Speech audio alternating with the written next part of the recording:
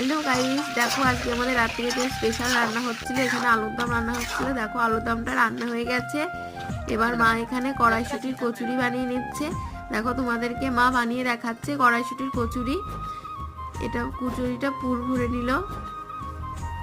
দেখো এখানে আমরা কতগুলো কচুরি বানাচ্ছি, আজকে রাতের খাওয়াটাই জমে যাবে। দেখো কচুরিগুলো এবার তেলে ভেজে নেব একটা একটা করে। আমরা এখানে লোহার কড়াই খাই, কারণ তোমরা সব অনেকেই জানো লোহার কড়াই খাওয়া ভালো, লোহাতে আয়রন থাকে। তারপরে দেখো এখানে কতগুলো কচুরি ভেজে নিয়েছি। তোমরা দেখতেই পাবে যে কচুরিগুলো কি সুন্দর ফুলেছে।